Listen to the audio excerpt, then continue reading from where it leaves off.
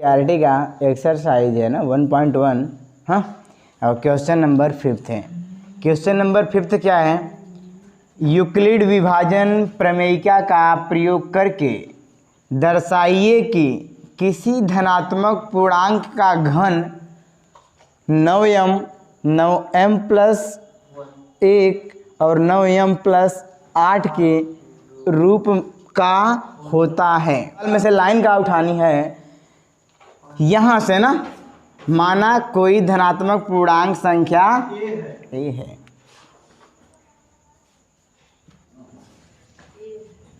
ए है और Q greater equal then 0। ठीक है, Q ग्रेटर इक्वल देन 0। ये हो गया अपने पास। यहाँ पर लिख देंगे जहाँ Q एक क्या है? भाग फल। जहाँ Q एक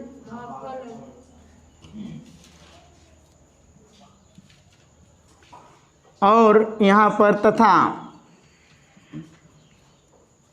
B इक्वल टू क्या लेंगे? केवल 9 ना। तो आप लिख सकते हो ना, हम जानते हैं कि बताया था ना, हम जानते हैं कि तुम मुझे क्या याद करोगे और सूत्र लिखते ही सवाल को बर्बाद करोगे ना। हम जानते हैं कि प्रमेयिका यूक्लिड विभाजन प्रमेयिका से क्या होता है भैया?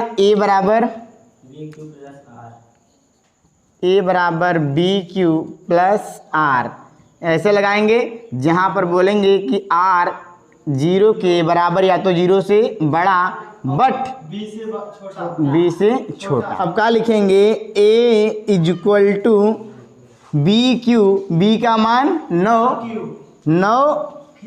क्यूब प्लस R, जहाँ पर R का मान 0 से ले करके और 9 तक। सही है, बोल देंगे जहाँ R इक्वल टू क्या क्या लिख सकते हैं? 0 1 2 3 4 5 6 7 8। सही है, कोई दिक्कत? अब यहाँ पर हम लोग लिखेंगे R बराबर 0 रखने पर थोड़ा सा अच्छा लगेगा। ठीक है, R बराबर 0 रखने पर। अब दिक्कत है ना कि कहाँ रखेंगे, तो इसीलिए हम लोग हल्का सा इसको समीकरण बना देंगे 1। कोई दिक्कत? इसको बना दिया समीकरण 1। अब लिखेंगे समीकरण 1 में R बराबर 0 रखने पर। ठीक, आगे बढ़ रहे हैं। तो समीकरण 1 में R बराबर 0 रखे तो ये बराबर क्या हो जाएगा? A बराबर 9 क्यूब। R बराबर 0 0। सही है ना। अब क्या करेंगे? दोनों पक्षों का क्या कर देंगे हम लोग? घन। ठीक है ना। क्या हो जाएगा? A का क्यूब और ये 9 Q का क्यूब। ये हो जाएगा केवल A क्यूब। ये क्या हो जाएगा? 9 9 81 9 729 का क्यूब पर क्यूब। सही है।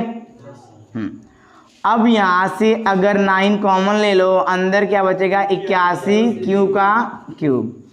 कोई दिक्कत यहाँ पर? सिंपली अपन को कुछ नहीं करना है, बस यहाँ बोल देना है माना 81 Q का क्यूब इक्वल टू M। तो क्या हो जाएगा? A cube equal to 9M। सही है। इसी प्रकार हम लोग आगे लिखेंगे। इसी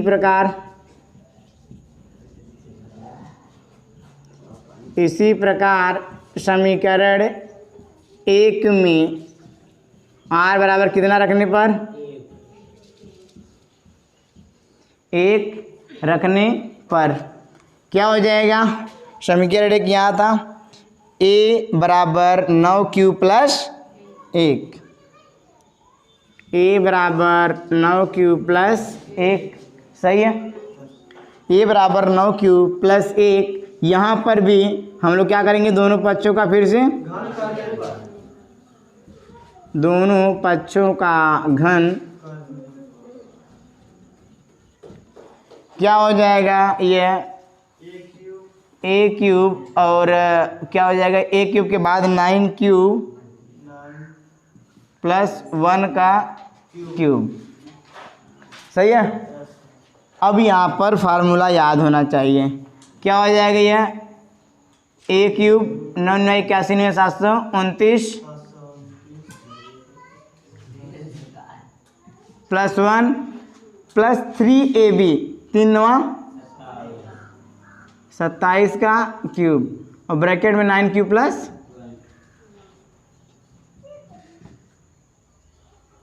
सही है।